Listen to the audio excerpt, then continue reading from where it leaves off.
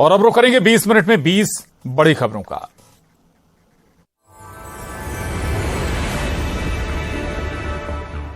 लोकतंत्र का सबसे बड़ा मंदिर, जहां से तय होती हैं नीतियां, जहां योजनाएं बनती हैं, तरक्की की, गरीब कल्याण की, विज्ञान की, समाधान की और सबसे बड़ा नए भारत के निर्माण की। और इस मंदिर को भव्य बनाने के लिए पूरे 96 साल बाद इसे फिर से एक नया रूप दिया जा रहा है। जी हाँ, देश को नए संसद भवन की सौगात मिलने जा रही है। प्रधानमंत्री मोदी इसका उद्घाटन 28 मई को करेंगे।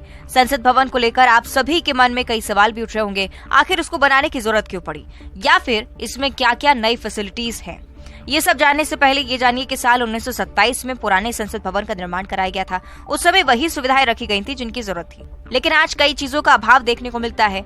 और इन सबको देखते हुए 10 सितंबर 2020 को प्रधानमंत्री नरेंद्र मोदी ने संसद के नए भवन की आधारशिला रखी थी। अब ये बनकर तैयार हुआ है। नई संसद की तुलना जब नए संसद भवन से करें तो ये तिकोने आकार में डिजाइन किया गया है, जबकि पुराना संसद भवन गोलाकार है। अभी लोकसभा में 590 और राज्यसभा में 280 लोगों की सीटिंग कैपेसिटी है, जबकि नए संसद भवन की बात करें तो लोकसभा में 888 सीटें, विजिटर्स गैलरी में 336 से ज्यादा लोगों के बैठने का इंतजाम है और नई राज्यसभा में 384 सीटें हैं। विजिटर्स गैलरी में 336 से ज्यादा लोग बैठ सकते हैं। दोनों सदनों की ज्वाइंट सेशन के वक्त लोकसभा में भी 1272 से ज्यादा सांसद बैठ सकेंगे।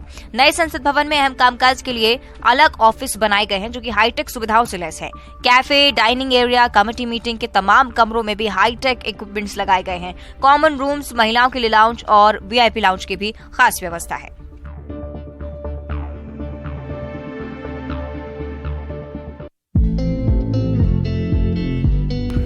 ₹2000 के नोट को चलन से बाहर करने की आरबीआई की घोषणा के बाद से लोगों में कई तरह की चिंता है।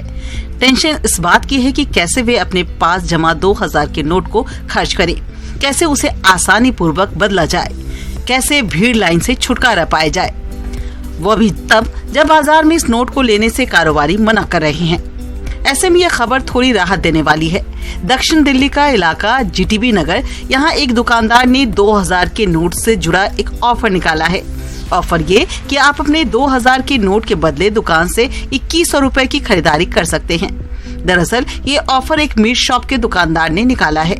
दुकानदार इसे समाज सेवा तो बता रहे हैं, लेकिन इस ऑफर में उनका कारोबार भी छिपा नजर आता है, क्योंकि ऑफर की वजह से दूर दूर से लोग 2000 रुपए के नोट लेकर मीट खरीदने दुकान पर आ रहे हैं। उनके कारोबार में 25% तक इजाफा हुआ है। ये स्कीम सोशल मीडिया पर भी खूब वायरल हो रही है।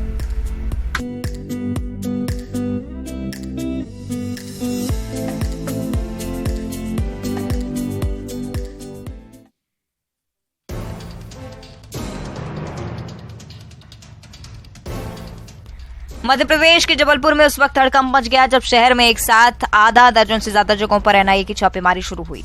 दिल्ली से आई एनआईए की टीम ने एटीएस और जबलपुर पुलिस के साथ मिलकर शहर के कई इलाकों में दबिश दी।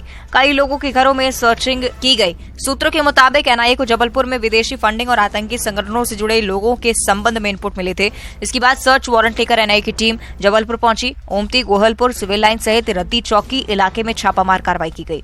ओमती क्षेत्र में सुप्रीम कोर्ट के लॉयर ए उस्मानी के घर देर रात तक सर्चिंग चली। बताया जा रहा है कि खान क्लासेस के संचालक रहीम खान, सुप्रीम कोर्ट के वकील उस्मानी और मकसूद कबाड़ी के घरों पर छापा मारा गया, जहां से हथियार और संदिग्ध साहित्य मिले हैं। हालांकि पूरी कार्रवाई को गोपनीय रखा गया है। आधिकारिक तौर पर अभी तक कोई जानकारी साझा नहीं की गई है।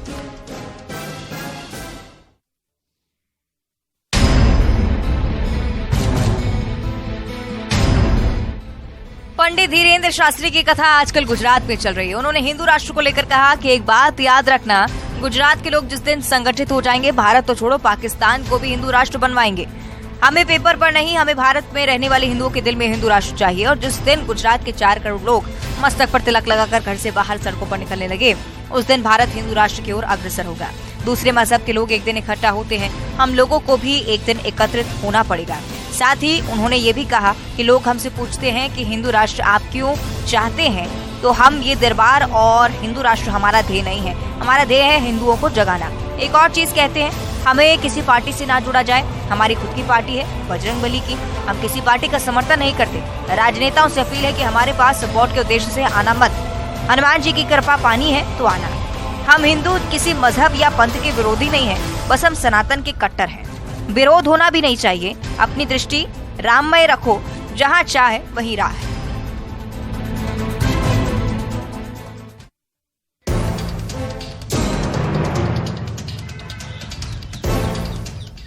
₹300 करोड़ की लागत से तैयार होने वाली ग्वालियर की पहली स्मार्ट सड़क के काम से स्मार्ट सिटी ने हाथ खींच लिए हैं। खराब फिजिबिलिटी और गलत प्लानिंग के चलते स्मार्ट सिटी अब सिर्फ 5 किलोमीटर लंबी सड़क का ही निर्माण करेगी, जबकि उसे अनुबंध के तहत 18 महीने में 16 किलोमीटर लंबी स्मार्ट सड़क तैयार करनी थी। आपको बता दें कि 300 करोड़ की लागत से 16 किलोमीटर लंबी सड़क बनाने के लिए दिसंबर 2020 में L&T कंपनी के साथ अनुबंध हुआ, लेकिन 28 महीने बीतने के बावजूद महज 2 किलोमीटर की सड़क बनी और इस 2 किलोमीटर लंबी सड़क पर भी अभी सौंदर्यीकरण से जुड़ा हुआ काफी काम अधूरा है। केंद्रीय मंत्री ज्योतिरादित्य सिंधिया भी कामकाज में लेट लतीफी और खराब क्वालिटी को लेकर ठेकेदार सहित स्मार्ट सिटी पर नाराजगी जाहिर कर चुके हैं। ग्वालियर के प्रभारी मंत्री तुलसी सिलावट ने कहा कि सड़क का काम 30 मई तक कर लेने का अल्टीमेटम दिया गया है।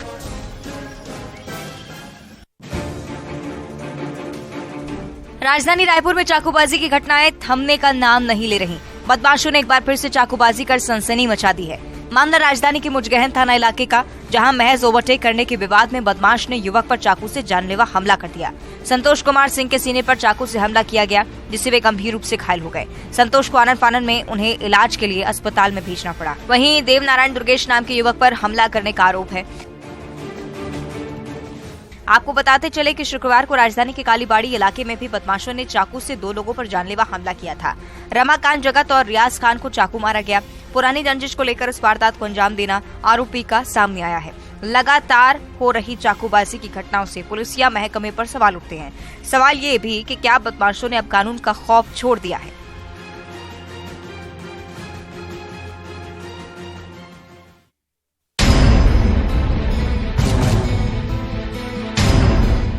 खंडवा में जहरीले सांपों को अपने इशारों पर नचाने वाले 25 साल के राम फूलमाली की मौत हो गई।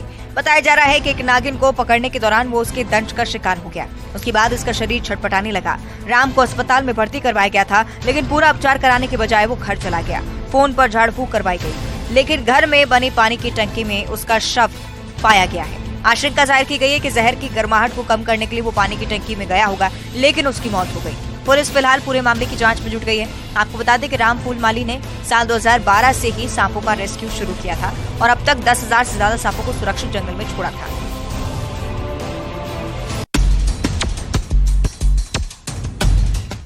नशे के खिलाफ मुहिम के तहत भोपाल कलेक्टर ने बड़ी कार्रवाई की है। धारा 144 के तहत कलेक्टर ने कार्रवाई का आदेश जारी किया था। दरअसल भोपाल जिले के पूरे राजस्व सीमा क्षेत्र में electronic cigarette, heat not, burn devices, vape, e शीशा, ई निकोटिन, फ्लेवर्ड हुक्का और उनके जैसे अन्य उत्पाद जो निकोटिन प्रदान करने में सक्षम हैं, उन पर प्रतिबंध लागू किया गया है। ऐसे उत्पादों के निर्माण, वितरण, विक्रय, व्यापार, आयात और विज्ञापन को प्रतिबंधित किया गया है। इलेक्ट्रॉनिक सिगरेट की किसी भी रूप में बिक्री को प्रतिबंधित किया गया, यानी आदेश के मुताबिक कोई भी व्यक्ति अब इलेक्ट्रॉनिक सिगरेट का विज्ञापन नहीं कर सकेगा। साथ ही आदेश का उल्लंघन करने वालों के खिलाफ धारा 188 के तहत कार्रवाई की जाएगी।